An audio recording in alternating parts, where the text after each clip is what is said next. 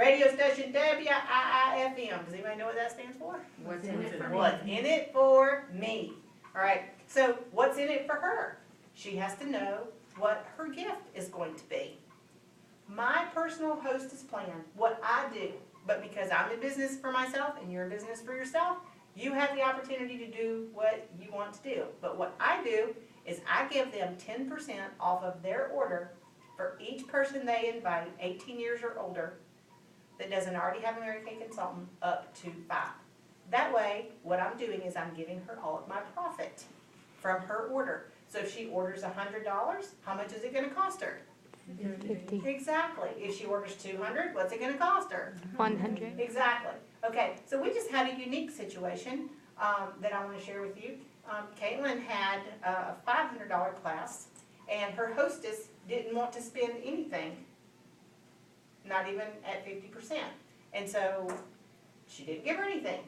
And so Caitlin said, do you offer something else? And I'm like, well, no. But then after we got talking about it, I thought, well, she might have been in a bind, and she does deserve something. So what I would do in that case, if she were to turn to me and say, I don't want 10% per each person up to 5 because I can't even spend that much money, then I would give her 10% of total sales.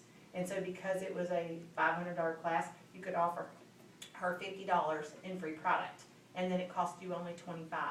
That would be it. But again, I had not even had that thought because I've never had that happen. So it was a new situation that we just brought up that we got to share with you tonight. And so, but have a hostess plan in place that you use and that you use all the time.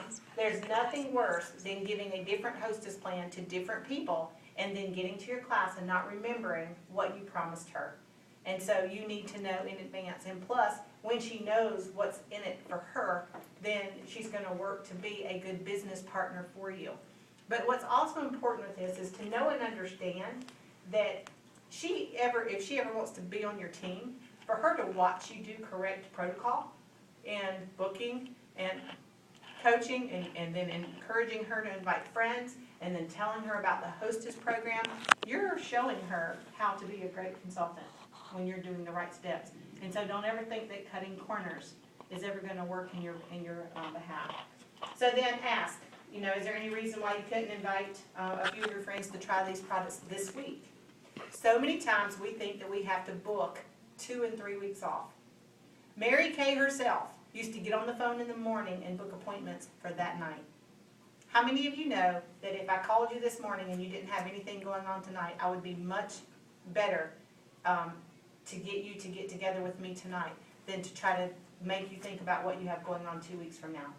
And so again, we work too hard at trying to schedule things way out there. If you have tonight open, or if you had an appointment and it canceled tonight, don't be like, oh, phooey, it canceled tonight. Instead, get on the phone and say, you know what, I had a spot available tonight and someone just had to rearrange their schedule and change it, and I thought about you immediately and thought, you're so fun and so spontaneous.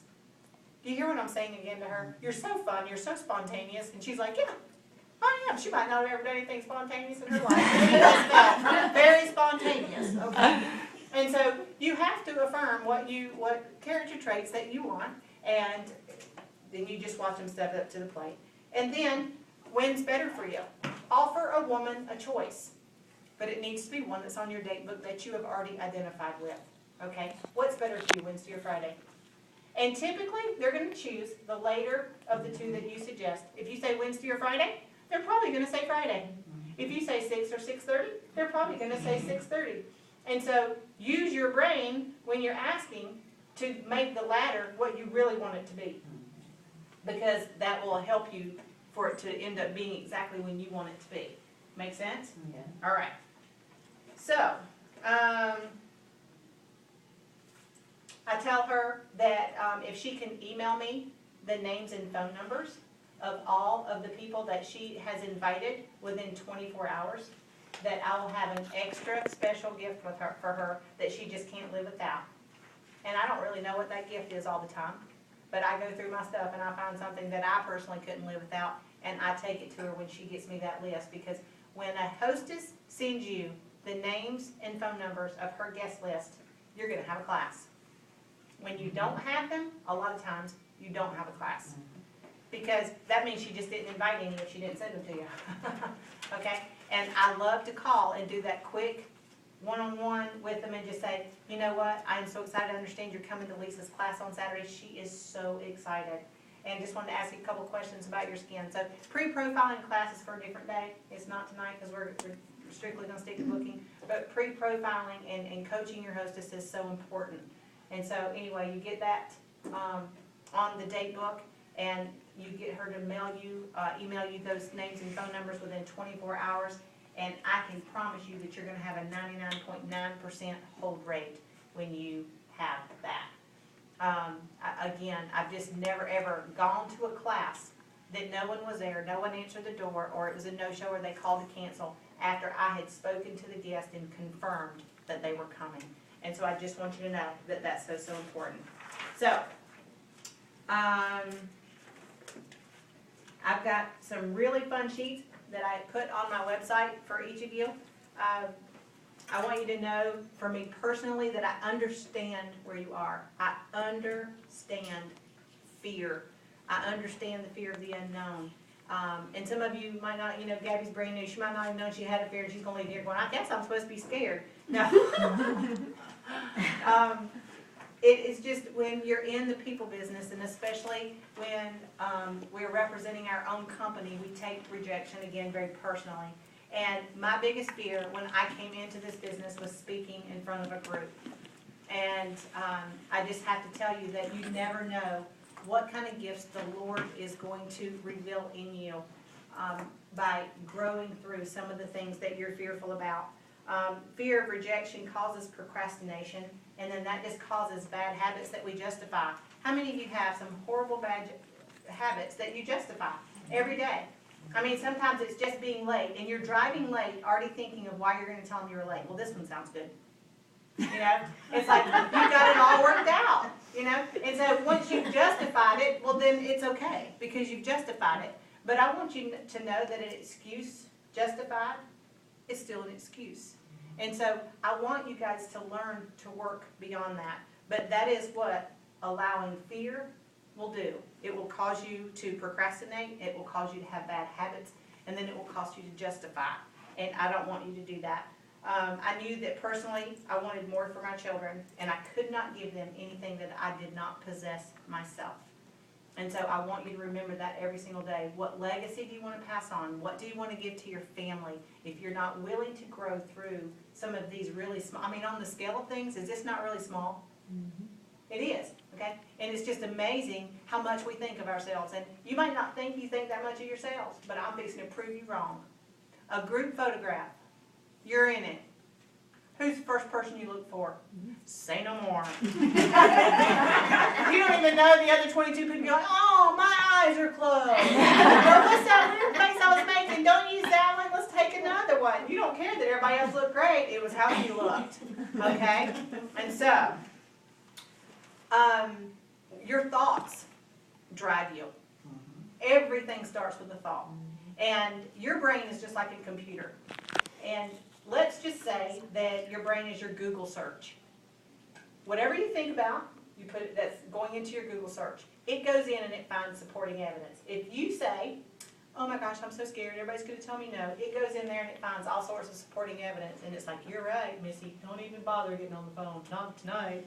No one's going to answer. Everything that you think is going to go in and find supporting evidence. And that's why it's biblical, and it says, let the weak say I am strong. Because if you'll say I'm strong, then your Google search is going to go in looking for strong supporting evidence. And so if you're not being very cautious and very careful of every word that comes out of your mouth, especially to how you speak to yourself, do you realize that you speak worse to you than anybody else probably does? And so you need to change how you talk to you. You lock your keys in the car, and what do you say? Oh, I'm so stupid. Are you really? Are you stupid, or did you just accidentally lock your keys in your car? You need to rework all of that, because I'm telling you that every bit of that affects you in this business, and it affects your ability to teach and lead others. And so, if I were to type in my Google search, heart disease, what are the chances that up on Google search there's going to pop up stuff about diarrhea? Is it going to happen? No. If if I type in Google search heart issues are gonna come up. And so why we think that we can put a thought in our brain and go in and get some other supporting evidence to come out and cheer us on, it's not gonna happen. You are in control of your thoughts. And as soon as you do your thoughts, then you're gonna find that the actions follow. If you're having stinking thinking, if you're having trouble booking, it is your thoughts. I promise you that. You go around saying, I'm the best booker in the world. Everybody I meet wants to book a class with me. People are chasing me down, wanting me to have classes for them. I just can't even fit it all in. Watch the charisma that starts to take place when you start to change your thinking. Here's another little story.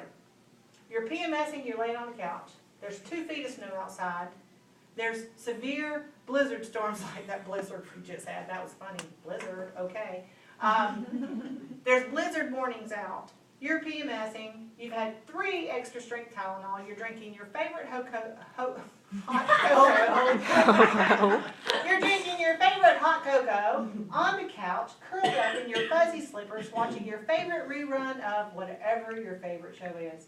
And I call you and say, will you come and get me and let's go to the mall? And you're like, do you hear the wind outside? Yeah. It's cold and I don't feel well. So I want to go shopping. You're like, you're out of your mind. Go by yourself.